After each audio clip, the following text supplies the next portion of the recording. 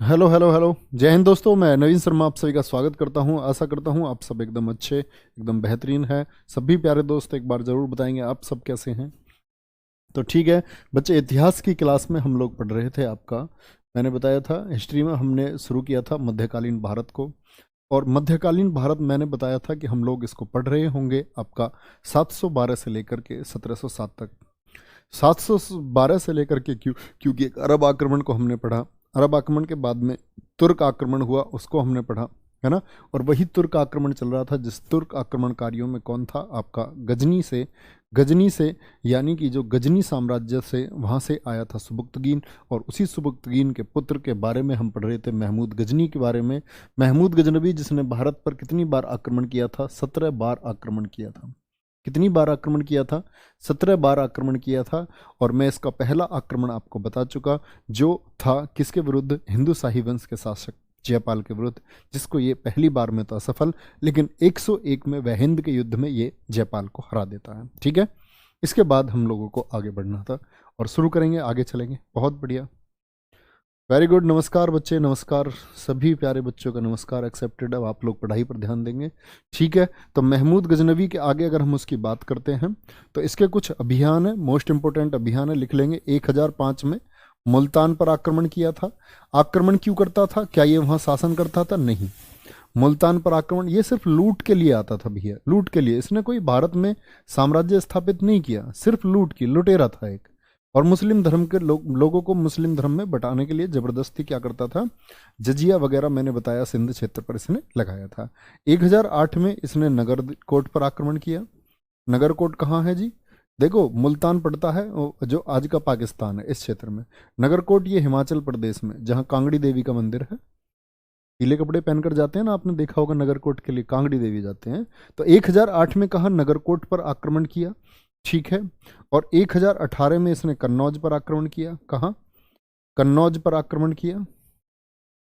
क्या बोलोगे? 1018 में कहाँ पर? कन्नौज पर आक्रमण किया। और कन्नौज पर कौन था यहाँ? कन्नौज पर यहाँ बच्चे शासन कर रहा था आपका राज्यपाल गुजर। गुजर वंश का एक शासक था, आप पढ़ेंगे जब गुजर प्रतिहार वंश को पढ़ेंगे। राज्यपाल गुजर, ठीक है। कन्नौज की गद्दी पर था, क्योंकि कन्नौज के लिए जो संघर्ष हुआ था राष्ट्रकूटों के बीच, पालवंश के बीच और गुजर प्रतिहारों के बीच में, तो उसमें आखिरी जीत जो हुई थी, कन्नौज फेवर में चला गया था गुजर प्रतिहार वंश के। गुजर शासकों ने कन्नौज पर अपना आधिपत्य जमा लिया था, ठीक है। उनकी विजय हुई थी और वो लोगों ने कन्नौज को, मतलब पूछा जाता है कि त्रिपक्षीय संघर्ष में आखिरी विजय किसकी हुई, तो गुजर सम्राटों की विजय हुई। गुजर प्रतिहार वंश के राजा उसको जीत गए थे। 1018 में किया, ठीक है। और 1019 में कहाँ किया इसने? जो चंदेल शासक के विरुद्ध था, 1019 में इसने किया कालिंजर अभियान। कालिंजर किला है, कालिंजर अभियान, कालिंजर अभियान।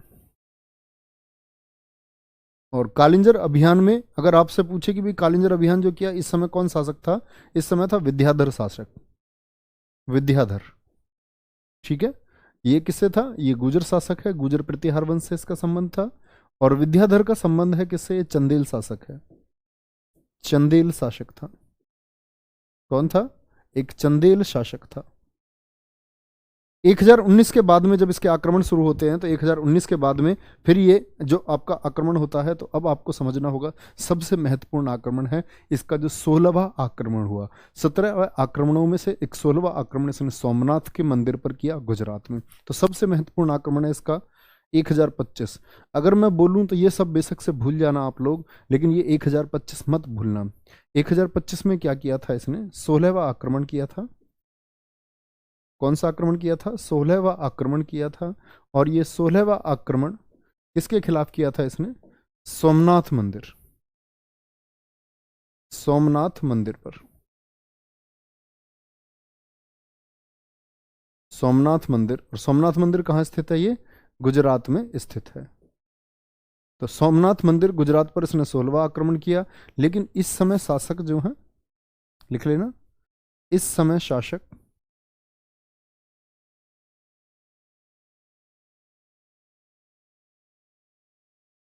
भीम प्रथम थे। कौन थे? भीम प्रथम थे। भीम प्रथम किस वंश से संबंध है? चालुक्य वंश से।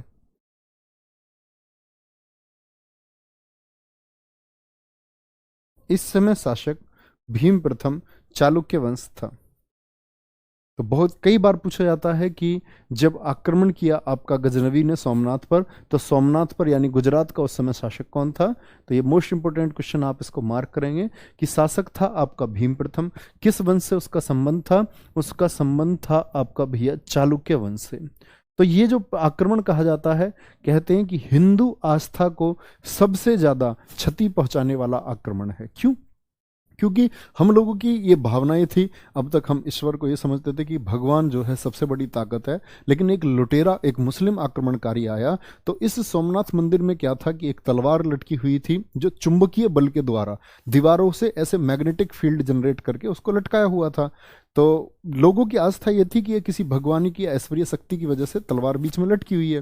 लेकिन जब इसकी दीवारों को तोड़वाया, इसने दीवारों को तोड़वाया, तो वो चुंबकीय बल खत्म हो गया, मैग्नेटिक फील्ड खत्म हो गया, तो वो जो आपकी तलवार थी वो तलवार नीचे गिर गई। तो लोगों को लगा कि एक मुस्लिम आक्रमणकारी ने आक्रमण किया है भारत के ऊपर और हमारे देवी देवता कमजोर हो गए हैं। तो हमारी आस्था पर किया जाने वाला सबसे मजबूत आक्रमण इसको माना जाता है सोमनाथ मंदिर। और इसीलिए पूछा जाता है कि इसको आक्रमण को कब किया था? इसने 1025 में किया था। 16वां आक्रमण इसका था। ठीक है, 16वां आक्रमण था। 17वां आक्रमण जो इसका अंतिम आक्रमण था, क्या लिखेंगे? अंतिम आक्रमण।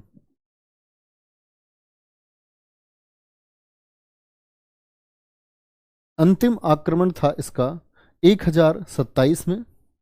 1027 में किसके विरुद्ध था? ये खोखरों के विरुद्ध था। किसके?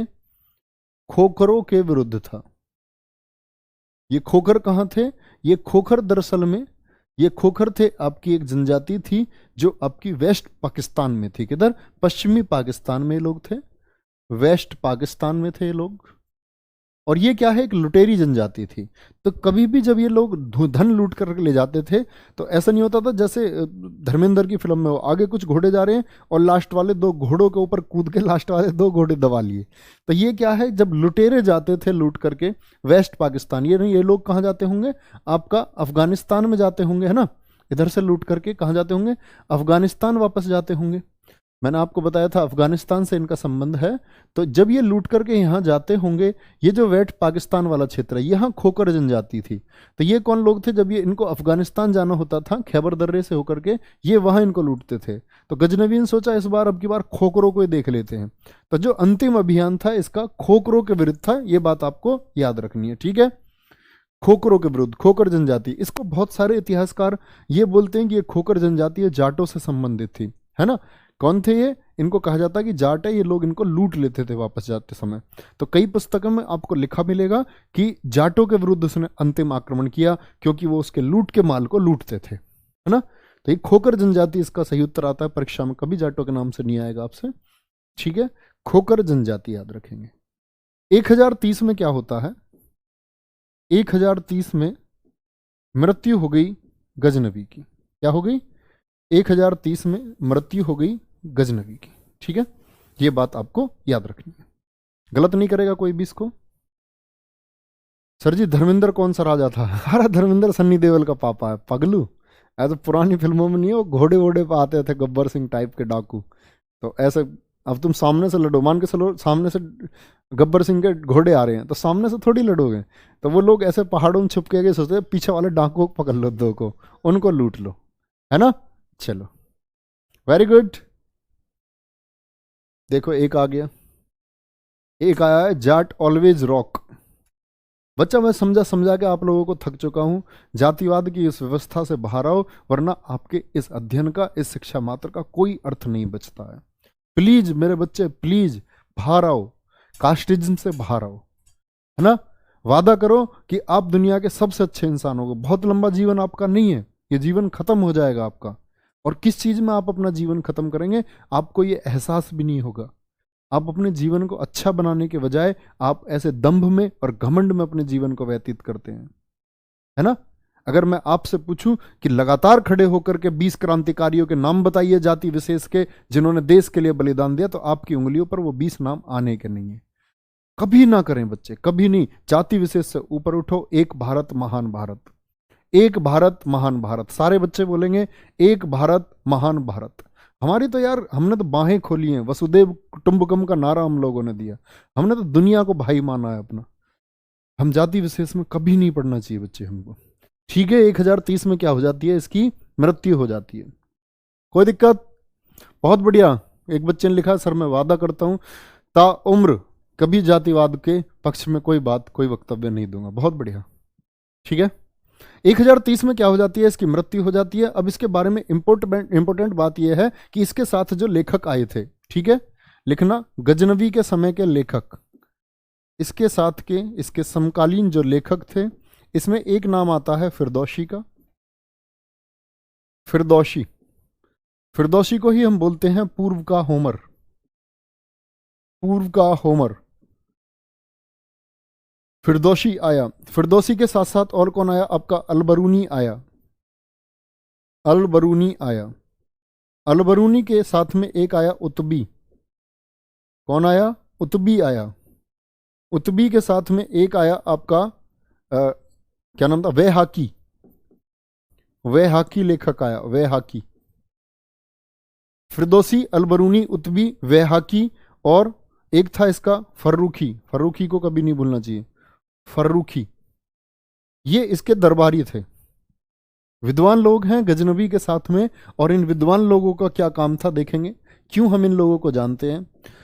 जो हमको कुछ भी पता चलता है महमूद गजनबी के बारे में, महमूद गजनबी के बारे में हमको जानकारी देता है फिरदौसी, और फिरदौसी ने लिखी थी शाहनामा पुस्तक। सबसे इंपॉर्टेंट क्वेश्चन, शाहनामा बुक के लेखक कौन है, फिरदौसी। फिरदौसी को पूर्व का होमर कहा जाता है, क्यों? मैंने आपको बताया था कि सिकंदर की प्रिय पुस्तक का नाम था इलियड, और वो इलियड किताब किसने लिखी थी, होमर ने लिखी थी। तो उस पुस्तक में क्या था, मैंने आपको बताया था, अगर आपने कभी ट्रॉय मूवी देखी हो तो ट्रॉय राजवंश के युद्ध की कहानियां थी उस पुस्तक में। तो युद्ध से संबंधित जब युद्ध विवरण किए गए तो होमर की तरह फिरदौसी ने भी युद्धों का वर्णन किया। तो ये पूर्व के देशों में, वो तो पश्चिमी हो गया, वेस्टर्न कंट्रीज का लेखक हो गया, क्योंकि यूरोप वेस्ट में पड़ता है और भारत, ये इनको क्या बोला जाता है, पूर्वी देश कहा जाता है, जो एशिया के देश है। तो इसको क्या बोला गया, पूर्व का होमर कहा गया। इसने लिखी शाहनामा बुक, और शाहनामा बुक को किस भाषा में लिखा गया था, फारसी भाषा में लिखा गया। शाहनामा पुस्तक को किस भाषा में लिखा गया है, फारसी भाषा में लिखा गया है।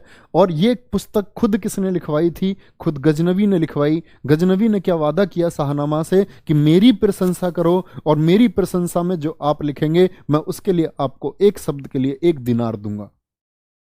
पुस्तक तैयार हुई, काफी बड़ी पुस्तक तैयार हो गई। तो इसने बोला, भाई फिरदौसी तू पागल तो नहीं है, इतनी बड़ी किताब पढ़ते पढ़ते मैं मर जाऊंगा, भैया थोड़ी छोटी कर दे इसको। इसने कहा लो महाराज, थोड़ी छोटी ले लो सुल्तान साहब, थोड़ी छोटी। बोला अब तू पागल ही है भाई, बिल्कुल पागल है फिरदौसी। ऐसा नहीं बोला होगा, बड़ा सम्मान देते थे लोग। फिर लास्ट में एक किताब हो गई, तो एक किताब पे इसने जो पेमेंट करी, वो पेमेंट मतलब 100वां हिस्सा पेमेंट का दिया, यानी 1 रुपया देने की बात 1 पैसा दिया एक शब्द के लिए। फिरदौसी ने वो राशि लेने से मना कर दिया और बोला कि गजनबी के बारे में अब इस पुस्तक में बहुत कुछ मैं लिखूंगा। पुस्तक नहीं दी और साथ में भैया पैसे नहीं लिए। और क्या हुआ कि इसने इस पुस्तक में बुराइयां लिखनी शुरू कर दी गजनवी की, और ये इतनी प्रचलित हुई, बुराइयां क्या कुछ वास्तविकता लिखनी शुरू कर दी। तो लोगों ने बादशाह के बारे में पढ़ना शुरू किया, वे सुल्तान के बारे में पढ़ते हैं क्या, क्योंकि ये तो इसके साथ रहता था, फिरदौसी सब कुछ जानता होगा। जैसे कि कोई आदमी वीडियो बनाने लग जाए, मेरा मित्र है, और ऐसी कुछ चीज जो मैंने आपसे छुपा के रख रखी है उसके बारे में बताइए, तो आपको बड़ा इंटरेस्ट आएगा जानने में, है ना। हाँ भाई, ये हमें पता चलना चाहिए अपने भैया के बारे में। तो ये क्या है, ये फिरदौसी ने जो बुराइयां लिखी, इसीलिए ये बन गया ईरान का महाकाव्य। क्या बोलोगे, ईरान का महाकाव्य ये बन गया। ईरान का महाकाव्य यानी कि फेमस हो गया। महाकाव्य से मतलब होता है एक एपिक, जैसे भारत में रामायण और महाभारत है, बड़ी रुचि ली जाती है, भगवत गीता में बड़ी रुचि ली जाती है हमारे देश में। इसी तरह ईरान का, सॉरी, महाभारत की जगह लिखना ईरान का महाकाव्य, ईरान का महाकाव्य। बहुत से लोगों ने इसको अफगानिस्तान का महाकाव्य बता रखा है, जो बिल्कुल गलत है, बिल्कुल गलत है। ईरान का महाकाव्य इसको कहा जाता है, ठीक है। अलबरूनी ने लिखा किताबुल हिंद, भारत की भौगोलिक स्थिति के बारे में लिखा, भारत की आर्थिक स्थिति के बारे में लिखा। किताबुल हिंद। आपसे पूछा जाएगा किताबुल हिंद पुस्तक के लेखक कौन है, तो क्या बोलेंगे? किताबुल हिंद पुस्तक के लेखक हैं आपके अल-बरूनी। और किताबुल हिंद को ही हम तहकीक ए हिंद भी कहते हैं। इसी पुस्तक का नाम है तहकीक ए हिंद। क्या बोलेंगे? तहकीक ए हिंद। ये सारे बहुत महत्वपूर्ण क्वेश्चन है, तो बोलते चलेंगे बच्चे मेरे साथ में एक बार, किसने लिखा है इसको और किस भाषा में लिखी गई? तहकीक ए हिंद अरबी भाषा में लिखी गई है। किस भाषा में? अरबी भाषा में लिखित पुस्तक है। उतबी ने लिखा। देखो, मुझे सब बच्चे कमेंट सेक्शन में आंसर करो कि ये जो मैंने बताया था गजनवी, ये कौन से वंश से संबंध रखता था? गजनवी किस वंश से संबंध रखता था? बोलेंगे? ठीक है, क्या बोलेंगे? बच्चा पूछ रहा है सर जी दरबारी कवि बता दिया करे। ये दरबारी कवि ही मैं आपको बता रहा हूं। आप मेरी बातों पर अगर गौर कर रहे होंगे तो आपको लिखने की आवश्यकता नहीं पड़ेगी।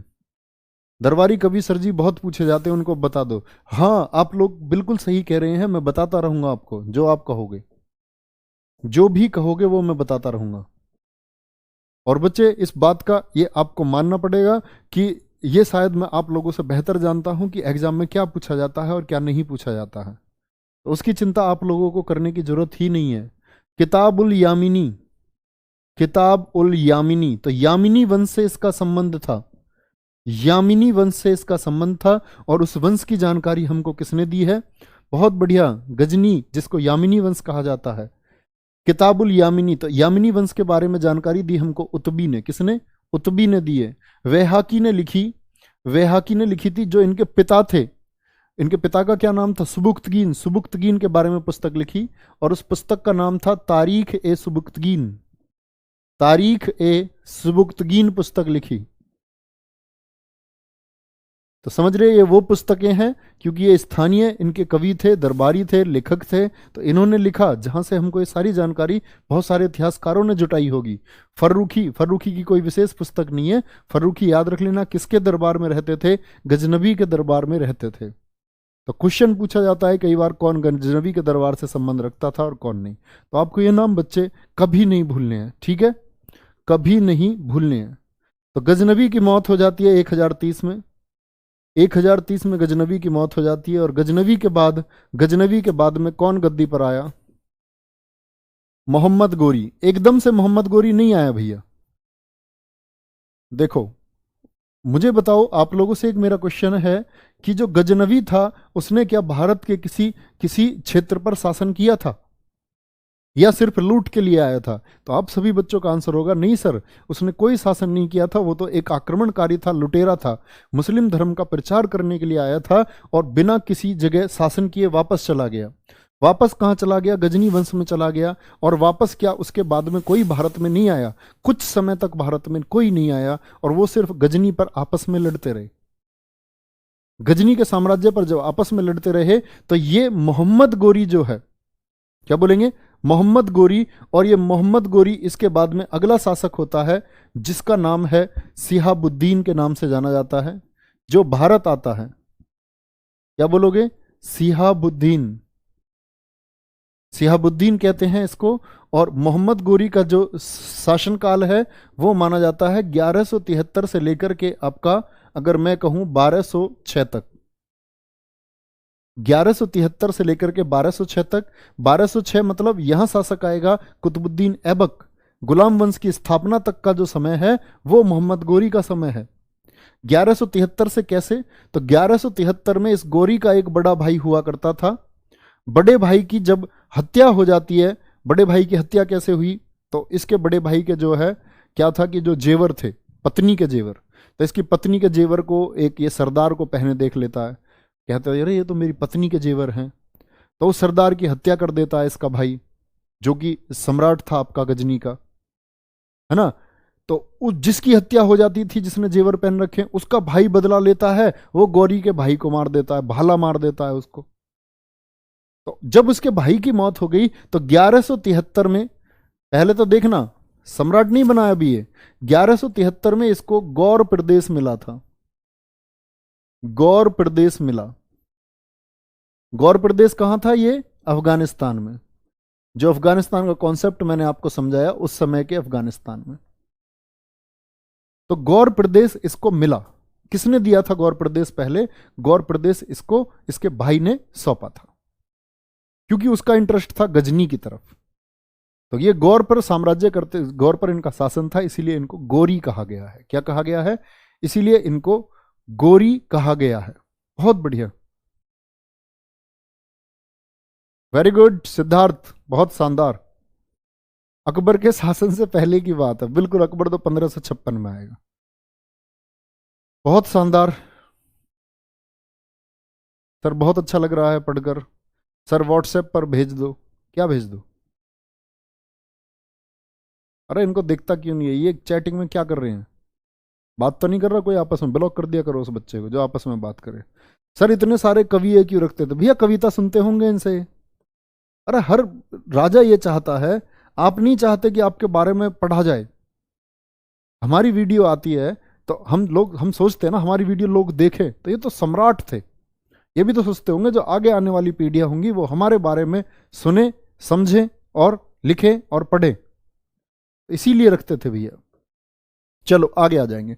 तो मोहम्मद गोरी का साम्राज्य जो आप बोलेंगे शासनकाल 1173 से लेकर के 1206 तक रहा। ठीक है, ये बात कभी आपको गलत नहीं करनी है। ये कब आया भारत में? लिखना, भारत पर पहला आक्रमण। गौरी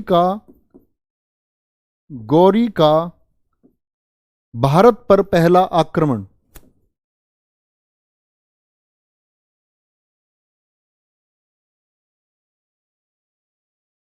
1027 के बाद में, जो आपका 1027 के बाद में आक्रमण हुआ, तो उस आक्रमण की अगर हम बात करते हैं तो उसके बाद में इतने वर्षों के बाद आक्रमण हुआ। और गोरी का जो भारत पर पहला आक्रमण हुआ वो आक्रमण हुआ आपका 1175 में। 1175 में मुल्तान पर। तो कितने साल बाद में ये आक्रमण हुआ बताएंगे? मुल्तान पर हुआ था 1175 में। ठीक है, और गोरी मोहम्मद गजनवी की तरह नहीं है। गजनवी का सिर्फ एक उद्देश्य था, गजनवी का उद्देश्य था सिर्फ लूट मार करना।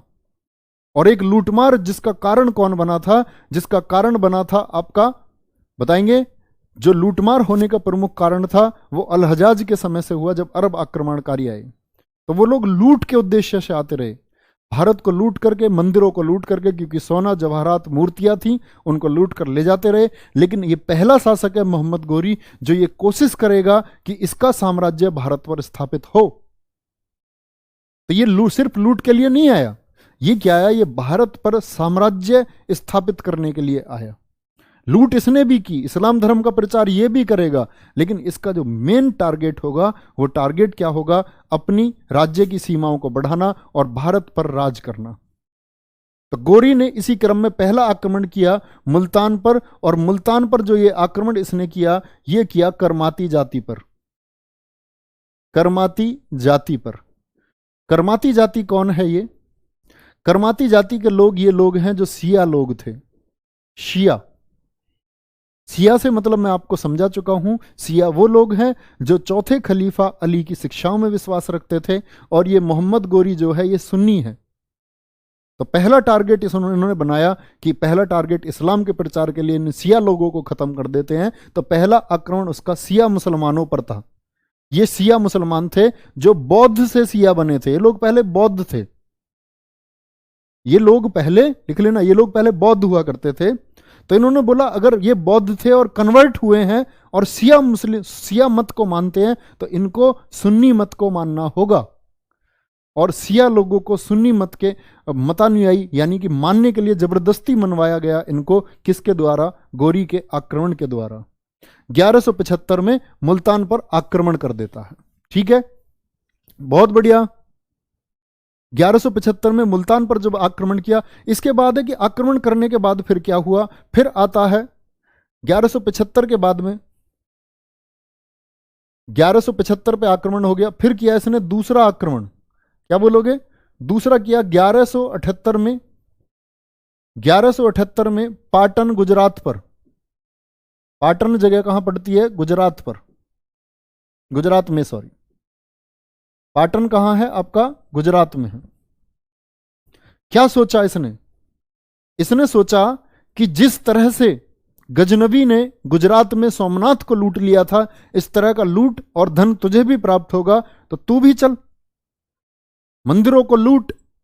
लेकिन इसकी भूल क्या हुई, पहले वहां शासक था भीम प्रथम अकेले, भीम वन, और अब की बार है भीम टू। दो दो भीम हो गए, मतलब दो भीम नहीं, मतलब ऐसे ही बता रहा हूं। भीम सेकंड था इस बार शासक, और भीम सेकंड ने इसकी रेल बना दी। रेल मतलब समझ रहे हो, मालगाड़ी। तो क्या बोलेंगे, पाटन गुजरात पर 1178 में आक्रमण किया, लिखना, जिसमें पाटन पर आक्रमण,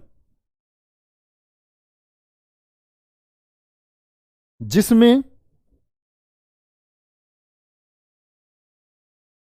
इसे भीम द्वितीय, भीम सेकंड, जिसने बाद में मूलराज द्वितीय की उपाधि धारण कर ली थी, मूलराज द्वितीय, जिसमें इसे भीम द्वितीय, मूलराज द्वितीय ने बुरी तरह हराया, बुरी तरह हराया। भीम प्रथम तो हार गया था, है ना, गजनवी के द्वारा। किस वंश से इसका संबंध है, तो ये लिख लेना, भीम द्वितीय ये चालुक्य वंश का शासक था। और सबसे महत्वपूर्ण बात क्या है, ये जो युद्ध था इसका नेतृत्व जो किया था, ये इनकी पत्नी ने किया था, मूलराज द्वितीय की। लिखना, इस युद्ध का नेतृत्व, इस युद्ध का नेतृत्व, जो लीडरशिप हुई वो किसके द्वारा हुई, नायिका देवी। इस युद्ध का नेतृत्व नायिका देवी ने किया। तो हमको पहला साक्ष्य मिलता है किसी भी युद्ध में जिसका नेतृत्व किसी भारतीय महिला ने किया, और वो भारतीय महिला कौन है, वो नायिका देवी है। ठीक है, नायिका देवी कौन थी, लिख लेना, वाइफ ऑफ मूलराज सेकंड। इस युद्ध का नेतृत्व नायिका देवी ने किया था। तो समझ रहे हैं कितनी मजबूत नेतृत्व करता रही होगी, जिसने एक ऐसे आक्रमणकारी को इतने वर्षों के बाद हरा दिया, जो लोग ये समझ रहे थे कि हम हारेंगे नहीं भारत में।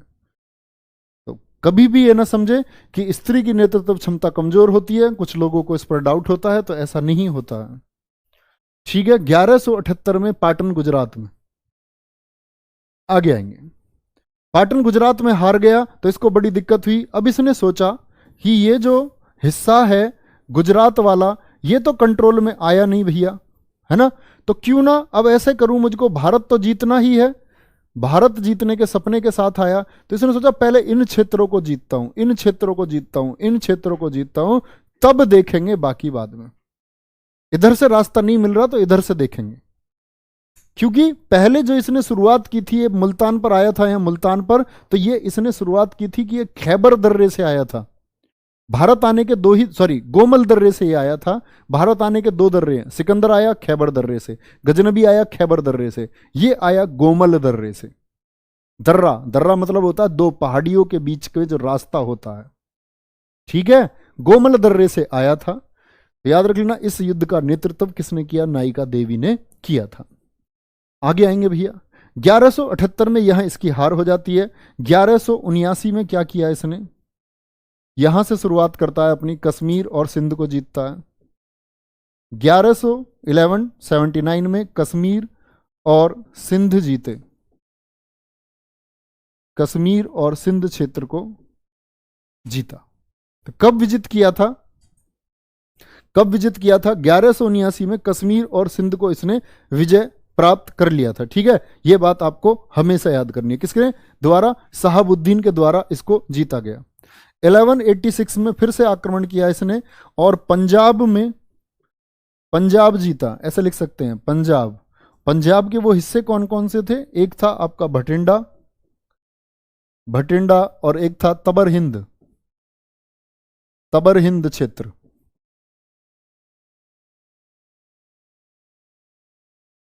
पंजाब के कौन से दो बड़े क्षेत्रों, भटिंडा और तबर हिंद को इसने जीत लिया। तो यानी कि पंजाब आ चुका है, और यहां जब ये पंजाब में आ चुका है तो नियर बाई किसके है, दिल्ली के, किसकी तरफ है, दिल्ली की तरफ। तो दिल्ली से इसकी भिड़ंत होनी अब लाजमी है।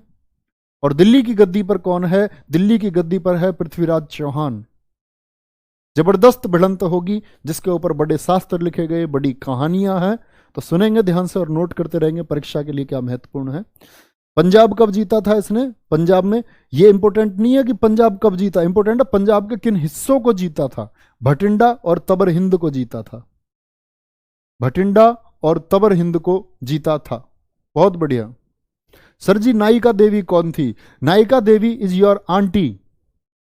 नायिका देवी आपकी आंटी हैं, ऐसी आंटी जिनसे आपका कोई रिश्ता नहीं है। अगर आप खोजने निकलेंगे तो आपको पता चलेगा ये चाची थी आपकी, दूर की चाची। ऐसी चाची जिसके बारे में पता नहीं होता ये कैसी चाची है। बच्चा मेरे, मैंने बताया वाइफ ऑफ, वाइफ नहीं जानते, पत्नी थी ये मूलराज द्वितीय की। प्यारे बच्चे, मूलराज द्वितीय की पत्नी थी। चलो, कोई दिक्कत? 1175 एडी है या बीसी है? बताओ यार, इतने कमजोर कैसे हो सकते हैं बच्चे? प्राचीन इतिहास से पढ़ते हुए आगे बढ़ रहे हैं हम, आप लोग अभी बीसी एडी में फंसे हुए हैं। तुम्हारा कंपटीशन में बच्चे जगह नहीं है। तैयारी छोड़ो, बता रहा हूं मैं आपको, अभी भी मौका है। तैयारी छोड़ो, इतने 5-7 महीने आप बेकार करोगे अपनी तैयारी में। इससे अच्छा कहीं 10,000 की नौकरी करो, उसमें से 2,000 रुपये बचाओ, सेविंग करोगे, कम पहनोगे थोड़ा सा तो सेविंग कर पाओगे, 8-10-12 हज़ार रुपये बचा पाओगे। तो वो बचाओ, कुछ मदद करो घर की। उन घर वालों को धोखा मत दो जो सपना देख रहे हैं, जो ये सोच रहे हैं हमारा लड़का कलेक्टर बनेगा। लड़का अभी एडी और बीसी में ही फंसा हुआ है, उसे एडी और बीसी समझ में नहीं आ रहे क्योंकि वो समझना नहीं चाहता। रट्टू तोता है वो एक रट्टू तोता है, और रट्टू तोते कंपटीशन पास नहीं करते। आजकल का कंपटीशन रट्टू तोतों का नहीं रहा है। चलो भाई, 1186 में पंजाब जीता, और पंजाब जीतने के बाद में बच्चे क्या होगा? सबसे महत्वपूर्ण आएगा 1191, 1192, ठीक है, 1191, 1192, 1194। ये पूरी एक कहानी है, इसको समझना। मैंने बोला ये दिल्ली के समीप आ रहा था तो इसकी भिड़ंत होनी तय थी किससे? पृथ्वीराज चौहान से। तो 1191 में हुआ आपका तराइन का फर्स्ट वॉर, तराइन का युद्ध। क्या बोलोगे? तराइन का प्रथम युद्ध। तराइन का प्रथम युद्ध हुआ पृथ्वीराज चौहान से। यहां क्या बोलेंगे, किससे हुआ था तराइन का युद्ध इसका? पृथ्वीराज चौहान से, पृथ्वीराज चौहान से, पृथ्वीराज चौहान। ध्यान से समझना मेरी बात को। पृथ्वीराज चौहान, जिसको राय पिथौरा के नाम से भी जाना जाता है, और इसी को पृथ्वीराज चौहान तृतीय भी हम लोग बोलते हैं। राय पिथौरा या पृथ्वीराज थर्ड भी इसको हम कहते हैं। क्या कहते हैं? पृथ्वीराज तृतीय, पृथ्वीराज तृतीय कहते हैं, ठीक है। तो राय पिथौरा, अब ध्यान से समझेंगे, इस युद्ध में विजय किसकी हुई? तो विजय हुई इसमें पृथ्वीराज चौहान की, और बहुत बुरी तरह हराया मोहम्मद गोरी को। मोहम्मद गोरी ने माफी मांगी, इन्होंने उसको माफ कर दिया और ये वापस चला गया। लेकिन अगले ही साल फिर से आता है और तराइन का द्वितीय युद्ध होता है, the second battle of Tarain. Tarain का द्वितीय युद्ध हुआ, किस किस के बीच हुआ? सेम, दोनों के ही बीच हुआ, दोनों के बीच हुआ। लेकिन इस बार क्या है? इस बार स्थिति पलट गई, इस बार स्थिति पलट गई। और इस युद्ध को कौन जीता? इसको गौरी जीता, गौरी जीता। अब आते हैं इतिहास की कुछ झूठी और सच्ची कहानियों की तरफ। तो ध्यान से सुनना, जो मैंने लिखवा दिया ये परम सत्य है, ये झुटलाया नहीं जा सकता। अब आ जाओ इतिहास की तरफ, वो इतिहास क्या कहता है। जैसे कि एक पृथ्वीराज के मित्र हुए, पृथ्वीराज के मित्र रहे, और पृथ्वीराज चौहान के मित्र हुए आपके चंद्रबरदाई। इनके मित्र कौन थे? पृथ्वीराज चौहान के मित्र थे आपके चंद्रबरदाई, बड़े सखा, बचपन के मित्र, साथ रहने वाले हर वक्त। और ये चंद्रबरदाई जो है, चंद्रबरदाई ने लिखा आपका किसको? पृथ्वीराज रासो को। और ये पृथ्वीराज रासो में क्या लिखा हुआ है? तो बहुत से इतिहासकारों ने इसको झुटला दिया कि ये तो इनके मित्र थे, इनकी तारीफ इन्होंने अवश्य की होगी, झूठी बातें अवश्य लिखी होंगी कुछ मित्रता के चलते हुए।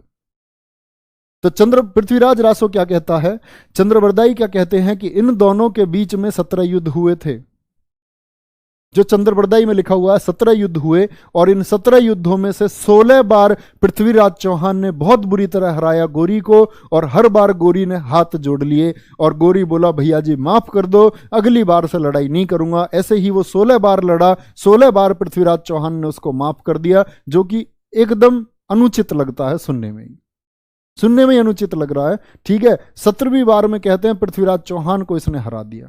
तो सभी इतिहासकारों ने मैक्सिमम ने उसको नहीं माना है, किसको, चंद्रबरदाई को। इसीलिए कहते हैं चंद्रबरदाई को कि वो एक काल्पनिक ग्रंथ है। काल्पनिक मतलब उसमें कल्पनाएं ज्यादा हैं, यथार्थ रियलिटी कम है, रियलिटी कम है और झूठ ज्यादा है, इसलिए उसको काल्पनिक ग्रंथ भी कहा गया है साहित्य में। ठीक है, ये बात मैं आपको क्यों बता रहा हूं, क्योंकि मैं साहित्य का छात्र रहा हूं, इस वजह से मैं आपको बता रहा हूं। ठीक है, चंद्रबरदाई ध्यान से देखेंगे एक बार। तो चंद्रबरदाई को क्या कहा गया कि इसने जो लिखा, भाई चंद्रबरदाई को मैं आपको बताता हूं हिंदी में भी कि ये चंद्रबरदाई पृथ्वीराज रासो को पूर्ण नहीं कर पाया था। जो पृथ्वीराज रासो को पूर्ण करने का क्रेडिट दिया जाता है, पूर्ण किया था इसको चंद्रबरदाई के पुत्र जलहन ने। क्यों इसने पूर्ण क्यों नहीं किया था, तो जब पृथ्वीराज चौहान को बंदी बना करके ये लोग ले गए अफगानिस्तान, तो वहां क्या किया गया, इसके साथ साथ ही पीछे पीछे चंद्रबरदाई भी चला गया था पृथ्वीराज चौहान के साथ ही, कि बंद हो गए हैं तो मैं भी जाऊंगा।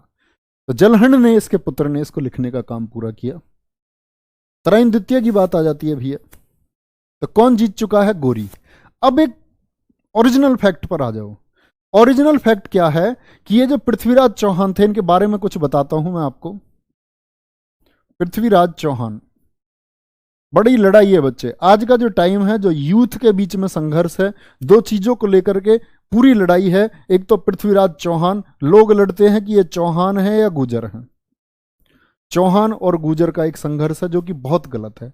अगर किसी उससे होगा क्या, किसी एक व्यक्ति को दो जातियां अगर मान रही है, अपना अपना कह रही है, तो बड़ी अच्छी बात है, पूजनीय है दो जातियों के लिए, अच्छी बात है। जैसे मिहिर भोज के लिए संघर्ष है, तो मिहिर भोज के लिए संघर्ष है कि वो राजपूत थे या गुजर हैं। ठीक है, तो मेरा कहना यह है कि आप इस संघर्ष से बाहर आइए। मुकदमा चल रहा है, कोर्ट के अंदर विचाराधीन है, कई जगह लोगों ने मुकदमे पटिशन डाल रखे हैं, तो कोर्ट निर्णय दे देगा तो लोग मान लेंगे। तो पृथ्वीराज चौहान जी के बारे में देखें क्या है। तो ये जो दिल्ली है आपकी, ये दिल्ली की गद्दी पर कैसे आए, तो दिल्ली बसाई थी, दिल्ली जो बसाई, समझना ध्यान से, दिल्ली बसाई थी अनंगपाल द्वितीय ने। अनंगपाल सेकंड ने दिल्ली को बसाया। अनंगपाल द्वितीय, जिनको हम अनंगपाल तोमर के नाम से जानते हैं, अनंगपाल तोमर के नाम से जानते हैं। ठीक है, ये अनंगपाल तोमर जो है ये गुर्जर शासक थे। ये कौन है, अनंगपाल तोमर एक गुर्जर शासक थे जिन्होंने दिल्ली को बसाया। और दिल्ली कब बसाई गई थी, दिल्ली बसाई थी इन्होंने 11वीं शताब्दी में, 11वीं शताब्दी में। और दिल्ली का जो नाम हुआ करता था, ये दिल्ली को इन्होंने बसाया था ढिल्ली का पुरी के नाम से, ढिल्ली का पुरी के नाम से इसको बसाया गया था। दिल्ली का पुराना नाम क्या था, सबसे प्राचीन नाम दिल्ली का था ढिल्ली का पुरी। ढिल्ली का पुरी को किसने बसाया, अनंगपाल तोमर ने बसाया। ठीक है, और ये अनंगपाल तोमर जो है, इनका कोई पुत्र नहीं था, इनका कोई पुत्र नहीं था। ठीक है, देखो तोमर वंश, हमारे पूर्वज, देखो क्या क्या क्या क्या करते रहते हैं आप। चलो भाई, आपको पता इंसान की जन्म कहां से हुआ था, अभी तो लोग साइंटिस्ट ही नहीं ढूंढ पा रहे। आप सबको पता है कि हमारा ओरिजिन कैसे कैसे था, तुम साइंस की उस थ्योरी से भी आगे हो। अभी तो बहुत सारी जातियों का यह भी नहीं पता कि वो आई कहां से हैं। चलो यहां आओ, समझो बात को। तो अब यहां इंपॉर्टेंट फैक्ट आता है, पृथ्वीराज चौहान कौन है। पृथ्वीराज चौहान चौहान है और राजपूत है। मिहिर भोज गुर्जर हैं, तो वो गुर्जर प्रतिहार वंश के गुर्जर हैं। आप लोगों के बीच झगड़ा क्यों है, तो ध्यान से समझना। मैं आपको एक चीज बता रहा हूं जो दिल्ली संग्रहालय में रखा हुआ है, VS 1383 शिलालेख। कहां है इसकी स्थिति, इसको जाकर के देखना। VS 1383 शिलालेख कहां है, दिल्ली में है, दिल्ली संग्रहालय में। यह शिलालेख क्या कहता है, ये शिलालेख बताता है कि दिल्ली जो बसाई गई वो अनंगपाल तोमर के द्वारा बसाई गई। ठीक है, लेकिन इनका कोई पुत्र नहीं था, तो इनकी पुत्री थी, और इनकी पुत्री की शादी किससे हुई थी? तो यहां देखना, पृथ्वीराज चौहान के जो पिता हैं अनंगपाल तोमर एक गुर्जर शासक थे जिन्होंने दिल्ली बसाई, और इधर पृथ्वीराज चौहान के पिता थे। इनके पिता का क्या नाम था? अच्छा, पृथ्वीराज चौहान के जी के पिताजी का नाम बताओ फटाफट से, कमेंट सेक्शन में वेट करो, जल्दी से मुझे इनके पिताजी का नाम बता दो। इनके पिताजी का नाम क्या था?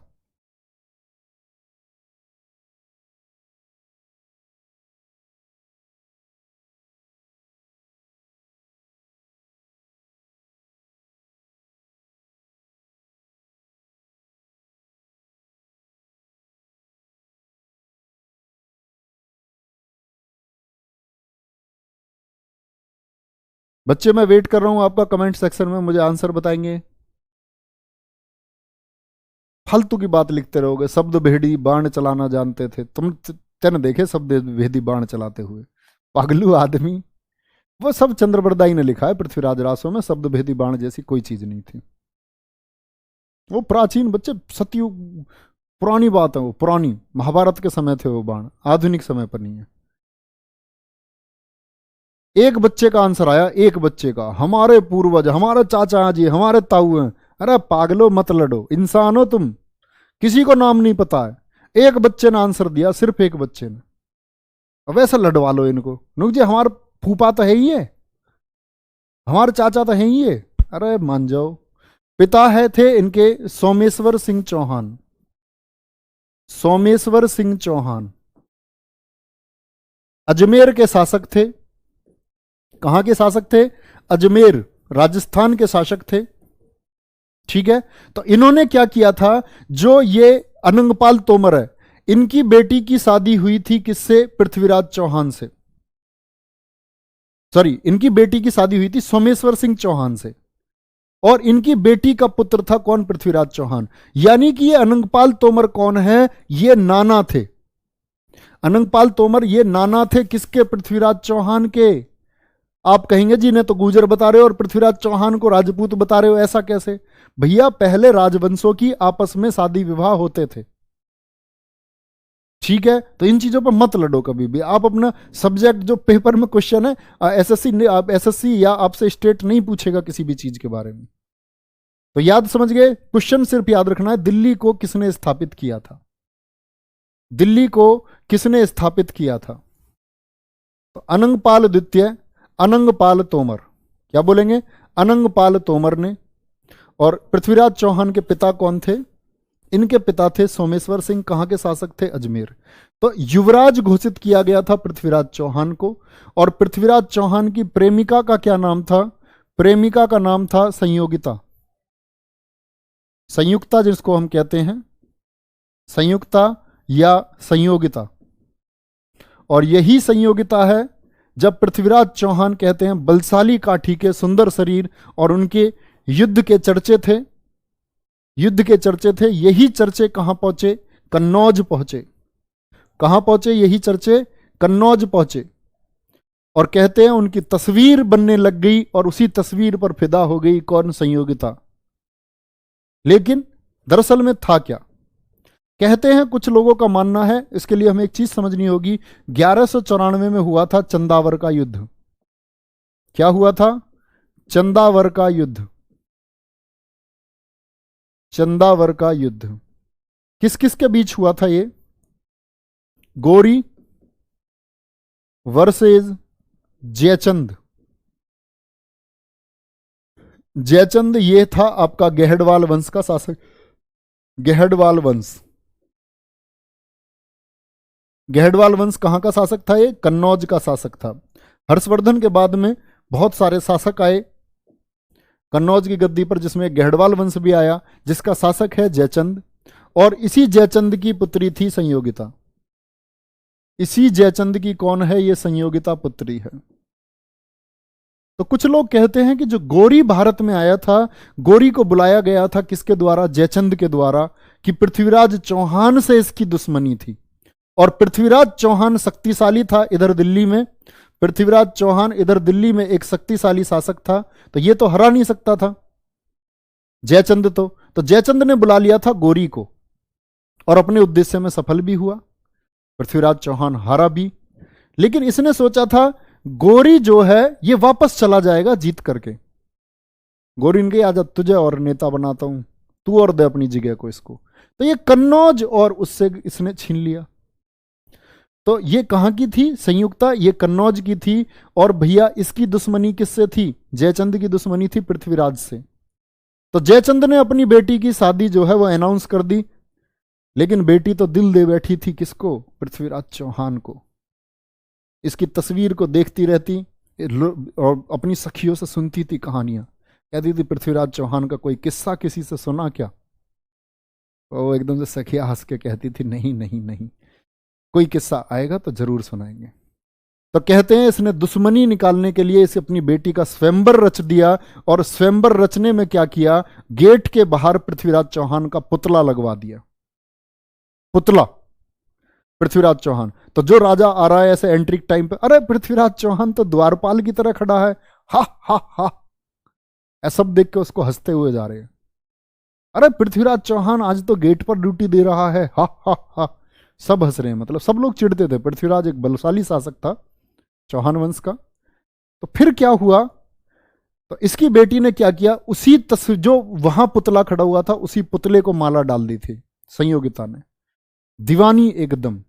और तभी एंट्री होती है पृथ्वीराज चौहान की घोड़े पर, तुगड़ुक तुगड़ुक तुगड़ुक तुगड़ुक तुगड़ुक। संयोगिता घोड़े पर बैठी और घोड़ा तुगड़ुक तुगड़ुक तुगड़ुक पार। समझ रहे हो? तो दुश्मनी थी। कुछ लोगों का मानना यह भी है कि भाई इसी दुश्मनी के चलते हुए इसका बदला लेने के लिए बुलाया गया था गौरी को। तो बहुत सारी किंवदंती है उसमें। कुछ लोग मानते हैं कि यह घटना बाद की है ना। तो इंपोर्टेंट हमारे काम की चीज क्या है? 1194 में चंदावर का युद्ध किस किस के बीच हुआ? वो हुआ था जयचंद के बीच में और गौरी के बीच में। जिसको जीता कौन? विजयी इसमें हुआ था आपका गौरी। तुमको इतिहास के एक और पन्ने की तरफ ले चलता हूं। लोग कहते हैं, वापस आएंगे जरा थोड़ा सा, वापस आएंगे कि दूसरा जो युद्ध हुआ था, इसमें लोगों का मानना है कि इसमें जो दूसरा युद्ध हुआ है 1194 तो मैं आपको पढ़ा चुका। आ जाएंगे वापस। तो गौरी जब इस दूसरे युद्ध को जीता, समझो बच्चे, हाँ अच्छी वेडिंग हुई, सो नाइस वेडिंग। तुम और होने चाहिए वहां फूल बिखेरने के लिए, ऐसे उस पर संयोगिता और पृथ्वीराज चौहान पर डाल देते, दो दो चार चार फूल। चलो भाई क्या बोलेंगे? तो गौरी जब जीता, गौरी जब जीता तो क्या इसने तुरंत पृथ्वीराज को बंदी बना लिया था? नहीं, नो। देखो इस बात के बारे में जानकारी मिलती है, ये आगे बात लिखाऊंगा मैं आपको, यही समझ लो और याद रखना इस बात को। कोई बोले तुरंत बंदी नहीं बनाया था, यहां एक संधि हुई थी और इस संधि में अजमेर वाला जो क्षेत्र था, जो अजमेर क्षेत्र था, अजमेर किसको मिला था? अजमेर मिला था शासन करने के लिए पृथ्वीराज चौहान को। क्योंकि हार चुका था तो संधि में तो शर्त माननी पड़ती। और इस समय बलशाली कौन है? गौरी। ये बात किसने बताई है जी? चंद्र बरदाई की बातें तो झूठी हो गई। ये बात किसने बताई है? ये बात बताई है हसन निजामी ने। हसन निजामी, और मैक्सिमम भारत से लेकर के दुनिया के इतिहासकार इसी हसन निजामी की बात का समर्थन करते हैं। शिलालेखों से इस बात का अध्ययन हुआ है। और सबसे बड़ा प्रमाण क्या है जी? अजमेर से प्राप्त सिक्के। अजमेर से प्राप्त वो सिक्के जिन पर लिखा हुआ है, एक तरफ तो मोहम्मद बिन साम और दूसरी तरफ बैल और पृथ्वीराज चौहान की आकृति बनी हुई है। तो ये जो आकृति बनी हुई है ये दर्शाती है कि दोनों का एक साथ होने का क्या मतलब है। तो लोगों ने जब रिसर्च की तो पता चला इतिहासकारों के द्वारा कि इसने अजमेर का शासन इसको सौंप दिया था कि हां तुम अजमेर वाले थोड़े से हिस्से पर शासन कर सकते हो, लेकिन शैतानी नहीं, नो शैतानी, शैतानी नहीं करनी है। तो भैया यही जो सिक्के मिले उनसे क्या नाम मिलता है गौरी का? तो बच्चा नोट करना, मोहम्मद गौरी का नाम मोहम्मद बिन साम अजमेर से प्राप्त सिक्कों से मिलता है। मोहम्मद बिन साम के नाम से किसको जाना जाता था? अगर पूछा जाए तो लिखना मोहम्मद गौरी को जाना जाता था।